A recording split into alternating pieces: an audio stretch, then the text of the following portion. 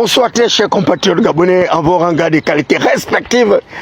Vous êtes à l'émission Atmosphère, intervention chirurgicale électorale et judiciaire, animée par le prince Adouma, David Mberakouma, la voix des sans-voix, la cristallisation des aspersions légitimes du peuple souverain, garant de toute légitimation de pouvoir.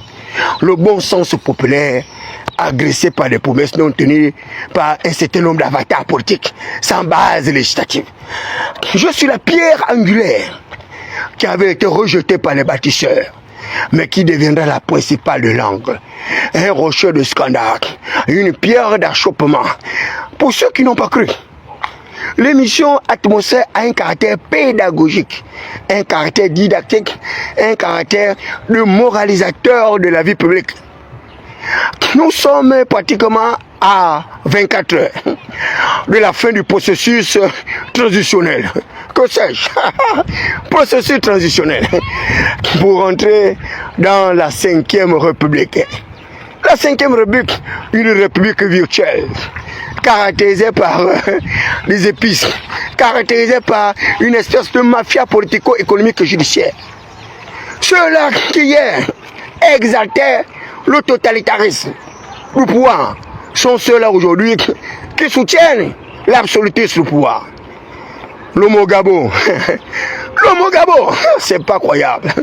L'homo Gabo, la GEV, le PDG, l'Union démocratique des bâtisseurs, une association de copains, coquins, fantassins et consanguins qui ont entraîné le peuple vers une espèce de dérision, une espèce de mégalomanie politique, une machination inacceptable et inimaginable. Alain Claude Bibinze, ancien défenseur du Parti démocratique gabonais, un défenseur farouche, celui-là qui était la pierre angulaire du Parti démocratique gabonais, il a enlevé son corps. Paul Biogamba, on l'appelle aussi comment? L'ancêtre du Parti démocratique gabonais. Il a enlevé son corps. Mais j'ai du respect pour Alain Claude Bibinze.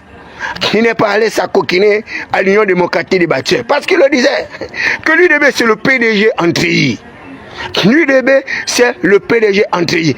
Mais regardez le spectacle désobligeant, le spectacle affligeant que Brice Koté nous livre aujourd'hui. Après l'avoir soutenu, Brice Koté a conclu son pacte non pas républicain, son pacte non pas patriotique avec le Parti démocratique gabonais. Et je vous le dis, allez-y dire à qui veut l'entendre.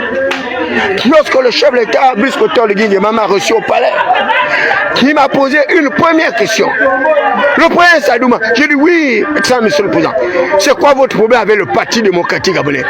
Je l'ai dit avec à Brice Koté devant témoin que le PDG a volé ma jeunesse, le PDG a volé mon intelligence, mes capacités cognitives, mes capacités intelligibles. Le PDG est à l'origine justement de la souffrance du peuple souverain. C'est un parti mortifère, caractérisé par l'ostracisme, caractérisé par le négationnisme, caractérisé par le parachutage, le tutorat et honté. Ce sont des sectaires. Et je l'ai dit à Brice Koté également, de ne pas faire l'erreur de s'acoquiner au Parti démocratique gabonais. Sinon, ils allaient détruire sa trajectoire décennale. Le chef de l'État ne m'a pas écouté. Et j'ai dit à Brice Koté qu'avant qu'il ne se prononce être candidat, je lui dis, je sais que vous serez candidat.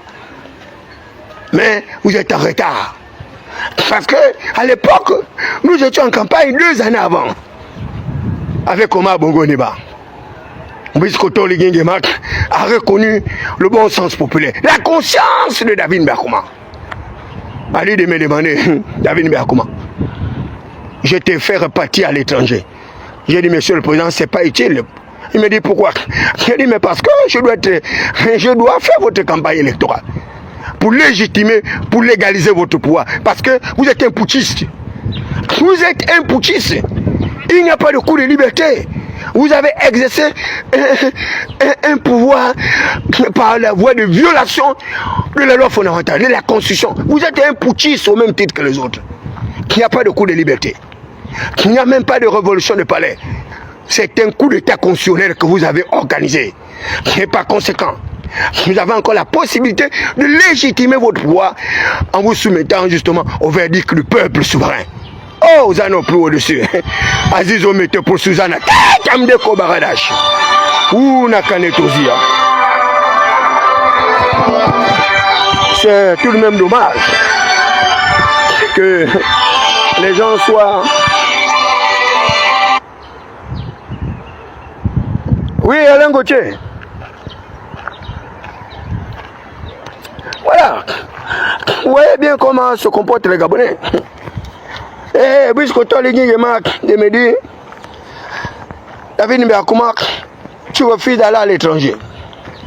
Tu refuses d'être conseiller du ministre des Affaires étrangères. Je dis, je ne suis pas intéressé.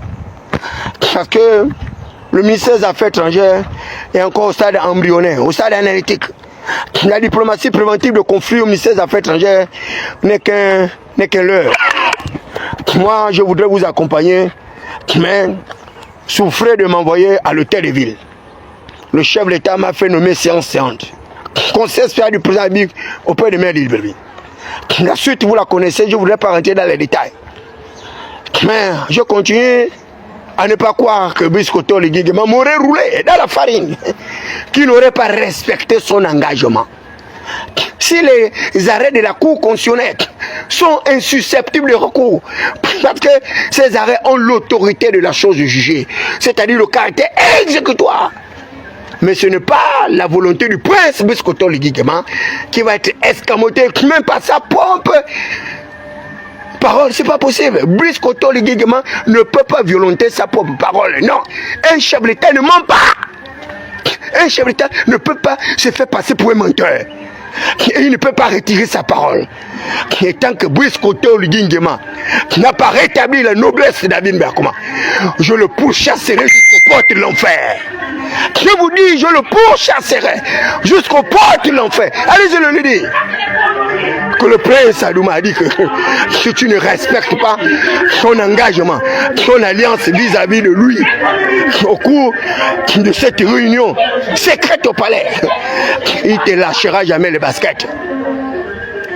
Biscoto Ligigema arrive à nommer des inaptes, des déscolarisés, des analphabétisés, des laissés pour compte sur Soto, des marginaux, des exclus de la croissance économique. Une bande de menus frétés au détriment du prince Adouma. Ils ont volé ma nomination, ils ont volé ma voiture, que le chef de l'État avait ordonné de m'acheter. Ils ont volé mes équipements, que le chef de l'État leur avait ordonné de me donner. Ils ont envoyé un misérable Libanais appelé Nazi pour insulter la gloire du prince Adouma, insulter le maître de toutes les politiques de riposte, le maître de toutes les révolutions, la révolution prolétarienne, et faire en sorte que l'esclave devienne le maître, et le maître deviendra l'esclave. Mais pour arriver à une telle révolution, il vous faut élever votre niveau de conscience. Il faut que vous arrivez à multiplier vos neurones, vos fibres intelligentes, vos capacités cognitives. Je vous le dis, les amis, vous ne connaissez pas les véritables batailles que vous devez mener.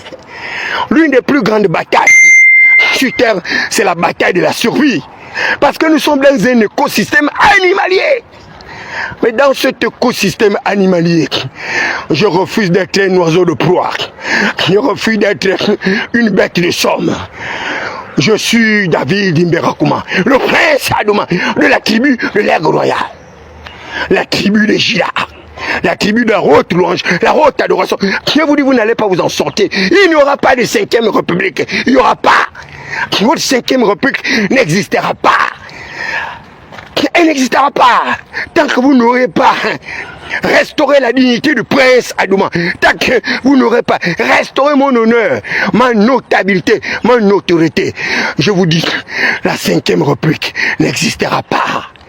Et comme vous êtes rentré maintenant dans les batailles surnaturelles, les batailles psychosomatiques, les batailles supranaturelles, je vais vous amener maintenant là, dans une nouvelle dimension de révolte. Parce que je suis un insoumis. Je vais vous faire entrer dans un espace aérien non contrôlé. Je vais vous prouver que vous êtes des inaptes. Vous n'êtes pas capable de commander les arsphoïdes, les gitans, les minotaures. Vous n'êtes pas capable.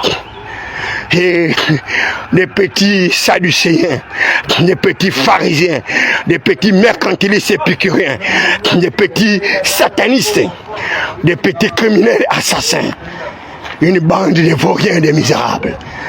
Mais que vous tuiez tout le monde aujourd'hui ou demain, vous mourrez de la même manière que les autres. Vous mourrez de la même manière que Socrate. Mais vous ne mourrez pas de la même manière que David Mbakouma. Je mourrai en prince Adouma, dans la noblesse, dans la notoriété. Je ne mourrai pas en fils d'esclave. Je mourrai en fils libre. Parce que la révolution du concurrent Wandji, c'est moi le prince Adouma, qui en suis l'auteur, le catalyseur. C'est moi, l'héritier de la révolution de Wongo, le concurrent Wandji. Jadi le colon. Saktaza Mamia. Une bande de petits vauriens, des porteurs de dentelles, de camisoles. Et ils pensent comme ça là qu'ils peuvent embrigader le pays. Vous êtes des menteurs. Je vous dis, toutes vos nominations factices ne serviront à rien. Et vous ne serez pas capable de protéger le prince de béton. Vous n'en avez pas les capacités cognitives, les capacités réflexives, les capacités intelligentes. Vous n'en avez pas. Vous n'en avez pas. Vous n'êtes pas capable. Le matériel est certifié. Vous n'en êtes pas capable. L'espace aérien non contrôlé. Vous ne pouvez pas. Chaque planète